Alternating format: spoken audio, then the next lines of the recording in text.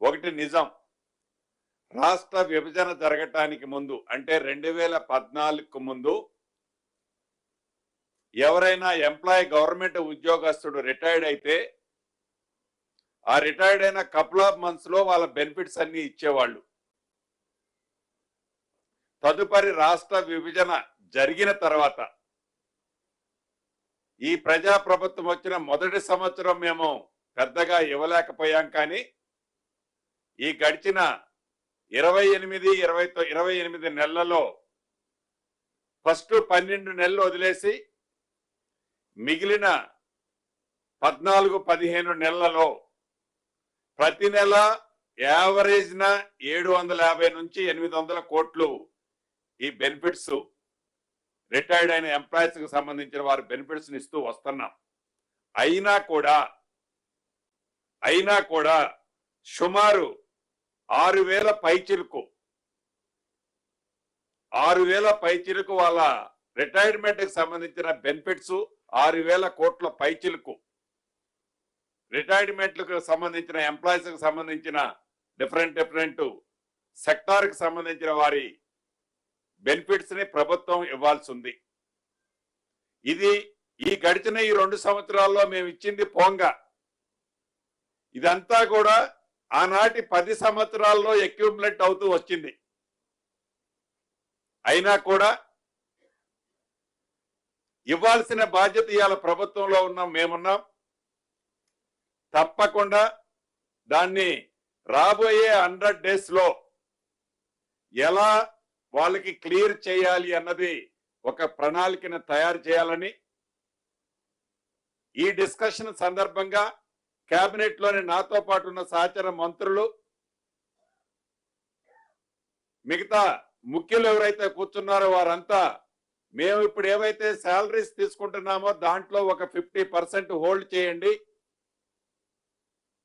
Hold చేయటానికి చేసి ఎంతైతే సేవింగ్స్ వస్తుందో దానికి మిగతా సోర్సెస్ లో దీన్ని కూడా యాడ్ చేయండి అని సహచర మంత్రులు, కొంతమంది ప్రజాప్రతినిధులు కూడా ఆ డిస్కషన్ లో చెప్పడం జరిగింది.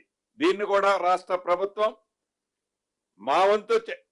మా వంతుగా మంత్రులు గాని ప్రజాప్రతినిధులు గాని 50% ఇప్పుడు తీసుకునే శాలరీస్ లో 50% ని హోల్డ్ చేసి రిమైనింగ్ ఆ హోల్డ్ చేసిన అమౌంట్ ని రిటైర్డ్ అయిన ఎంప్లాయీస్ తో ఇవ్వాలని, మిగిలిన అమౌంట్ ని కూడా 100 days లో ఒక ప్రణాళికను తయారు చేయడం కోసం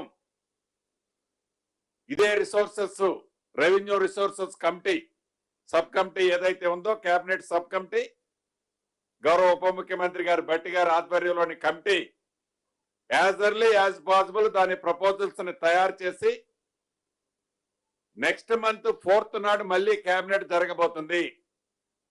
ఆ కేబినెట్ నాటికి ఈ రిటైర్డ్ అయిన ఎంప్లాయీస్మెంట్ కి సంబంధించిన వారి బెనిఫిట్స్ అన్నిటినీ ఎలా ఇవ్వాలి, ఎలా ఇస్తున్నాము 100 days లో అనేది ఒక క్లారిటీ ఆ కేబినెట్ లో ఆమోదిస్తున్నామని చెప్పడానికి రిటైర్డ్ ఎంప్లాయీస్ అందరి పక్షాన నేను సంతోషంగా ఈ శుభవార్త వాళ్ళకి తెలియజేస్తున్నాను. అదే రకంగా పిఎస్సిఎస్ అంటే ప్రాథమిక ఏదైతే కోఆపరేటివ్ సెంట్రల్ బ్యాంక్స్ ఏదైతే చైర్మన్స్ ఉన్నాయో ఈ చైర్మన్స్ అన్నిటినీ రాబోయే కొద్ది రోజుల్లో నామినేటెడ్ సిస్టమ్ లో ఆ కమిటీని కూడా కాన్స్టిట్యూట్ చేసేదాన్ని ఈరోజు కేబినెట్ లో ఆమోదం తెలపడం జరిగింది. అదేవిధంగా గచ్చిబౌలి స్టేడియంలోని 76 ఎకరాలు ఉంది. ఈ 76 ఎకరాలకు సంబంధించి ఆనాడు కాంగ్రెస్ ప్రభుత్వం అధికారంలో ఉన్నప్పుడు ఆ స్టేడియాన్ని నిర్మించడం జరిగింది దివంగత నేత రాజశేఖర రెడ్డి గారి టైంలో.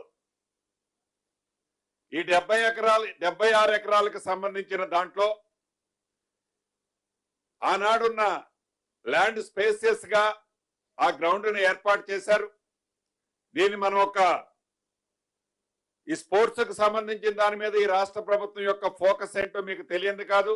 దీని మీద ప్రత్యేకమైన ఫోకస్ పెట్టి ఇప్పటికే దీన్ని చాలా టాప్ ప్రయారిటీ ఈ రాష్ట్ర ప్రభుత్వం ఇవ్వటం జరుగుతుంది. ఈ పాలసీకి సంబంధించిన మిగతా విషయాలు ఈ 76 ఎకరాలకు సంబంధించిన దాంట్లో ఎలా చేయాలి ఏం చేయాలని ఆ శాఖ మంత్రివర్యులు వారు కూడా వచ్చారు. దీనికి సంబంధించి 64 ఎకరాలలో ఏదైతే టాటా కంపెనీ రతన్ టాటా పేరు పెట్టుకునే పద్ధతిలో వారు సిఎస్ఆర్ ఫండ్స్ ద్వారా సుమారు 700 కోట్ల పైచిలకు ఆ సిఎస్ఆర్ ఫండ్స్ తో ఆ స్టేడియాన్ని అత్యంత అధునాతనంగా సుమారు 21 రకాల స్పోర్ట్స్ ఆడుకునటానికి కన్వీనియంట్ గా ఉండే విధంగా ఇప్పుడు అది దాని ఆ స్టేడియం యొక్క కెపాసిటీ 20,000 ఉంది. ఈ 20,000 కెపాసిటీని 50,000 కి పెంచే విధంగా దాంతో పాటు ఒక 12 ఎకరాలని పీపీపీ మోడ్ లో ఓపెన్ టెండర్ సిస్టమ్ ద్వారా కమర్షియల్ ని డెవలప్ చేసి ఆ కమర్షియల్ లో వచ్చే ఇన్కమ్ ని ఈ స్టేడియం మెయింటెనెన్స్ కోసం వాడే విధంగా కేబినెట్ లో ఈరోజు ఆమోదం తెలపడం జరిగింది.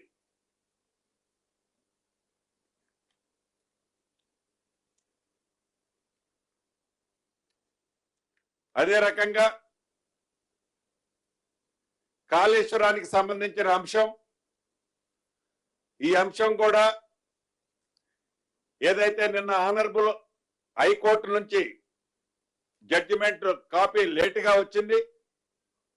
ఈ జడ్జిమెంట్ దాని మీద ఆ శాఖ మంత్రివర్యులు పెద్దలు ఉత్తమ్ కుమార్ రెడ్డి గారు కేబినెట్ లో తీసుకున్న నిర్ణయాల గురించి గౌరవ ఉత్తమ్ కుమార్ రెడ్డి గారు వారు సందేశాన్ని ఇవ్వటం జరుగుద్ది.